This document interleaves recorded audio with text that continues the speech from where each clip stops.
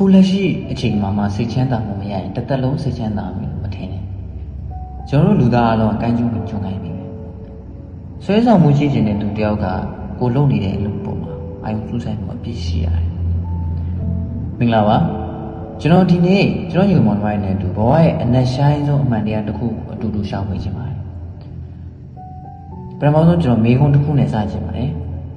ကျွန်တော်တို့ဘာအတွက်ဒီလောက်ကြိုးစားရုန်းကန်နေကြတာလဲပိုကောင်းတဲ့ဘဝတစ်ခုအေးချမ်းတဲ့ဘဝတစ်ခုရဖို့ပဲပေါ့မဟုတ်ဘူးလားဒါပေမဲ့ခက်ဆန်းဆန်းပဲဗျကျွန်တော်တို့ပေါင်းချင်ကိုကြည့်လိုက်တဲ့အခါတိုက်ပြီးကားတွေအများကြီးပိုင်ပြီး luxury product တွေသုံးနိုင်တဲ့တထေးကြီးတွေဒုနဲ့တီးရှိပေမဲ့ထမင်းတစ်လုပ်ကိုအေးအေးဆေးဆေးစားရမှုကြတော့သူတို့အတွက်ခဲရင်းနေပြန်တနေ့ကုန်ရှင်ကုန်နေတာနဲ့ပဲအချိန်ကုန်နေကြတာပေါ့နော် luxury ကားတွေစီးနေပေမဲ့စိတ်ကတော့မနှက်ပြန်အတွက်ပူပန်မှုတွေနဲ့မိတောက်နေအေးချမ်းတဲ့သူတွေလည်းရှိပါတယ်ရှိမှာဒါပေမဲ့ရှားတယ်ပေါ့နော်ဒီမှာဆရာကြီးပြမုံနဲ့စကားလေးတစ်ခုရှိတယ်ဗျရှိရင်ပူဤမရှိရင်အေးဤတဲ့ဒီစကားကတကယ်ပဲအရာရာကိုခြုံငုံမိစေတာပါကျွန်တော်တို့ကတစ်သက်လုံးရှိဖို့ပဲကြိုးစားကြတယ်ဒါပေမဲ့အေးဖို့ကြတော့မေ့နေတတ်ကြတယ်ဒီနေ့မှာစိတ်မချမ်းသာရင်တစ်သက်လုံးစိတ်ချမ်းသာဖို့မလွယ်တော့ဘူးပေါ့နော်အခုလက်ရှိပူပန်မှုဘာမှမရှိသေးတဲ့အချိန်လေးမှာတော့ထမင်းတစ်လုပ်ကိုအေးအေးဆေးဆေးမစားနိုင်ရင်နောက်တစ်ချိန်တောကတွေနဲ့ဓာပါရတွေရောက်လာတဲ့အခါကျွန်တော်တို့ဘယ်လိုလုပ်ကြမလဲဒီနေ့ကျွန်တော်ကတရားစခန်းသွားကြမလို့ပဲနဲ့ကိုယ့်အိမ်ကထမင်းဝိုင်းမှာပဲစိတ်အေးချမ်းမှုရနိုင်တဲ့နည်းလမ်းတွေတချို့ပြောပြပေးတော့မှာဖြစ်ပါတယ်အစားတစ်လုံးစားလိုက်တယ်အဲ့ဒီအပေါ်မှာခဏလောက်တတိထားကြည့်ပါဘာလို့လဲဆိုတော့အဲ့ဒီအစားတစ်လုံးဟာစัจ java လိုင်းတွေကရတဲ့အလုံးအဖိုးတန်တဲ့အလုံးတန်မှုရှိတဲ့လက်ဆောင်မှုလို့ပါပဲကျွန်တော်လက်ထဲမှာရှိနေတဲ့တလုံးစာလေးကကဘာမြေနဲ့အာကာသကောင်းကင်ကြီးကိုပူပေါင်းဆောင်ရွက်မှုကြောင့်ရလာတဲ့လက်ဆောင်ဖြစ်ပါတယ်စံစီတစ်စိဖြစ်ဖို့အတွက်ဝူရီလိုတယ်နေအောင်ချီလိုတယ်နေစီပါလိုတယ်အဲ့ဒီအထဲမှာတိမ်တွေပါတယ်ပေါ့လေညင်းတွေပါတယ်ဒါနေမဲလားဆိုတော့မဟုတ်ဘူးဗျလယ်သမားတွေရဲ့ချွေးဆက်တွေပါတယ်ဒါကိုအမှတ်ရဖို့ကအသက်ရှူသွင်းရှူထိုးလိုက်တဲ့စက္ကန့်ပိုင်းတွေပဲလိုတာပါအဲ့ဒီအချိန်လေးမှာပဲကျွန်တော်တို့ကစัจ java လာကြီးနဲ့တသားလေးဖြစ်သွားပါလိမ့်မယ်ပိုပြီးလေးနေတာကကျွန်တော်တို့ရှူသွင်းလိုက်တဲ့လေကကျွန်တော်တို့အတွက်အာဟာရဖြစ်တယ်လို့ကျွန်တော်တို့ရဲ့အသက်ရှူတန်တိုင်းကလည်းတခြားသက်ရှိတွေတခြားသူတွေအတွက်ဝမ်းစာဖြစ်နေပြန်ပါတယ်ဆိုလိုချင်တာကဗျာအသက်ရှင်နေကြတဲ့သူအချင်းချင်းကိုင်းကျုံပြီးဂျုံကိုင်းပြီပဲကျွန်တော်တို့ကလောကကြီးကိုကျွေးမွေးနေတယ်လို့လောကကြီးကလည်းကျွန်တော်တို့ကိုပြန်ကျွေးမွေးနေတာပါဒါကိုသိရင်ကျွန်တော်တို့ဟာစัจ java ကြီးရဲ့တစ်စိတ်တစ်ပိုင်းအနေနဲ့ဘယ်လောက်တန်ဖိုးရှိတယ်ဆိုတာခန်းစားမိသွားပါလိမ့်မယ် mindful eating 3နဲ့စားခြင်းဆိုတာကအလေးချင်းတစ်ခုပဲအခုချက်ချင်းလုံးအခုချက်ချင်းဖြစ်တဲ့အရာတော့မဟုတ်ဘူးပေါ့နော်စိတ်ကိုစားနေတဲ့အပေါ်မှာ100%ထားတာကော်ဖီတစ်ခွက်တောက်တယ်ဆိုတော့အရသာကိုသတိထားမယ်အနံ့ကိုခံစားမယ်အပူအေးကိုသတိပြုမယ်အဲ့တော့ငါတကယ်ရှိနေတယ်ကော်ဖီလည်းငါရှိမှတကယ်ရှိတယ်ဆိုတဲ့အသည့်ကကျွန်တော်တို့အိမ်မက်ထဲကနေလိုးလာစေပါတယ်သတိရှိနေတဲ့အခါမှာဘဝကအိမ်မက်မဟုတ်တော့ဘူးလက်တွေ့ဆန်တယ်လက်တွေ့ဘဝရဲ့အရသာကိုအပြည့်အဝခံစားရမယ်ပေါ့ဗျာဒီနေရာမှာကျွန်တော်တို့လူငယ်တွေအတွက်စူးစူးဆိုင်ဆိုင်လှုပ်တာရဲ့ဆွဲဆောင်မှုအကြောင်းကျွန်တော်နည်းနည်းလေးပြောပြချင်တယ်လူတစ်ယောက်ကအလုပ်တစ်ခုကိုစိတ်ဝင်စားမှုအပြည့်နဲ့လုပ်နေတဲ့အခါမှာအဲ့ဒီလူရဲ့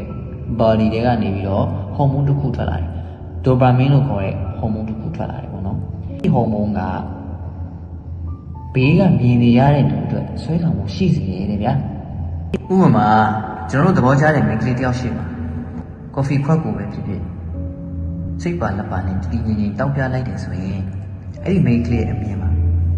ကိုကတခြားယောက်ျားတွေနဲ့မတူပဲအရန်ကိုဆွဲဆောင်မှုရှိနေပါလိမ့်မယ်ပြောချင်တာဆွဲဆောင်မှုရှိနေတယ်ဆိုရင်ကိုလုပ်တဲ့အလုပ်ပေါ်မှာအာရုံစိုက်ဖို့ပဲပေါ့နော်အစားလဲစီးလဲအစားတဲ့ဆေးတောက်တယ်ဆိုတာပါတယ်ကျွန်တော်တို့ခန္ဓာကိုယ်ဆေးတွေနဲ့တိဆောက်ထားတယ်ဆိုရင်ဆေးတောက်တယ်ဆိုတာခန္ဓာကိုယ်ထဲမှာရှိတဲ့ဆေးတွေဘက်တီးရီးယားတွေလိုအပ်တဲ့အာဟာရကိုကျွေးလိုက်တာပဲပေါ့နော်ပြန်သုံးသပ်ကြည့်ကျွန်တော်တို့ခန္ဓာကိုယ်ထဲမှာရှိတဲ့ဆေးတွေ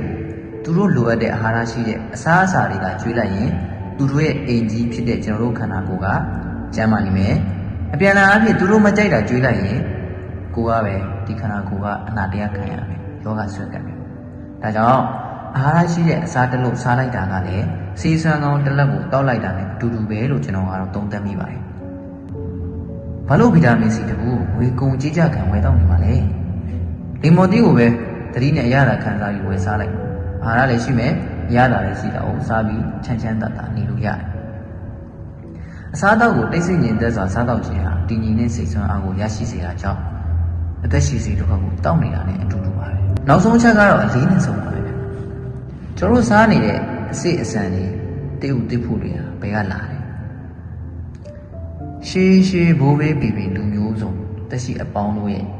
အယိုးတရေတွေနဲ့ဖွဲ့စည်းပေါင်းဆက်နေတဲ့မိစီလွာကနေလာတာပါ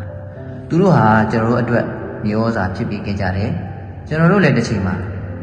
နောင်လာနောင်သားတွေအတွက်မျိုးစာပြန်ဖြစ်ပေးရအောင်ပါပဲကျွန်တော်ကြားဘူးလားတခုရှိတယ်ကဘာမြေပေါ်မှာကျွန်တော်တို့လူသေးတွေမမြုပ်ဘူးတဲ့နေရာတင်းချိုင်းမဖြစ်ဘူးတဲ့နေရာဆိုတာမရှိဘူးတဲ့အခုကြည့်လေခန္ဓာပြီးဆိုတဲ့ shopping mall ကြီးတွေဟာတစ်ချိန်ကတင်းချိုင်းကြီးတွေဖြစ်ခဲ့ဘူးလားပဲနောက်မွေးလာတဲ့လူတွေကဒါအရင်တော့တင်းချိုင်းကုန်းမှာကွာလို့ပြောရင်တတိတာကမပြနိုင်ပဲနဲ့ဘယ်သူမှယုံမှာမဟုတ်ဘူးဆိုလိုချင်တာကအခုစားနေတဲ့ထမင်းတစ်လုပ်ထဲမှာ generation များစွာရဲ့အယိုးစုတွေရှိနေတာကိုသတိထားမိဖို့ပါတယ်အခုအာဟာရပြဖို့စားနေရတဲ့အချိန်တည်းဒီရုပ်ကိုထားခဲ့ပြီးတော့နောင်သားတွေအတွက်မျိုးစားဖြစ်ပြရမယ်ဟေးအဲ့လိုသတိရရင်ကုသိုလ်စိတ်ကလေးဖြစ်လာမယ်ပေါ့ဗျာတထိုင်ထဲမှာစိတ်ကအေးချမ်းမှုတစ်ခုခံစားသွားရလိမ့်မယ်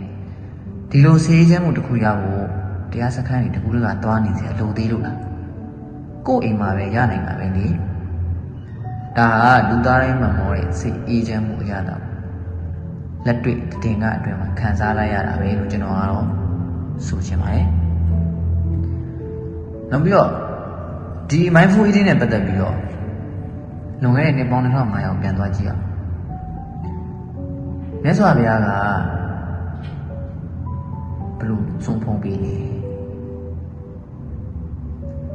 မြတ်စွာဘုရားသူ့ရဲ့တပည့်ပေါင်းယာနဲ့ထောင်နဲ့ချီပြီးတော့ဆုံးဖုံးပေးတဲ့အခါမှာဘုန်းကြီးတစ်ခုလုံးကတိတ်ဆိတ်နေတယ်ကျွန်တော်ထင်တယ်အားလုံးရဲ့စိတ်ထဲမှာအတိတ်အနာဂတ်စိတ်တွေမရှိဘဲနဲ့ပစ္စုပန်ပါပဲအာယုထားပြီးတော့ဆွမ်းဖုံးပေးနေတယ်လို့ထင်တယ်ဒါကြောင့်လေသူတို့ရဲ့စိတ်အားလုံးကအေးချမ်းနေတာကျွန်တော်တို့လည်းထိုရဟန်းတန်ဃာတွေကဲ့သို့စားတော့ကိုသုံးဆောင်ခြင်းဖြင့်ငြိမ်းမှုလက်တွေ့ခံစားလို့ရတယ်အေးချမ်းစားနိုင်တယ်ဆိုလို့ရှိရင်ဒါစိတ်ရဲ့ငြိမ်းချမ်းမှုအစစ်ကိုခံစားရမှာပေါ့နော်ဒါလူသားတိုင်းမှာမောတဲ့ဘဝရဲ့အနှစ်သာရတစ်ခုပဲဗျဆိုတော့ဒီနေ့ကစပြီးစားတလို့ကိုစัจ java ရဲ့လက်ဆောင်အဖြစ်စီးစွမ်းကောင်းတစ်လက်အဖြစ်တတိနဲ့စားသုံးကြည့်ပါလို့တိုက်တွန်းချင်ပါတယ်အားလုံးပဲငြိမ်းအေးကြပါစေခင်ဗျာ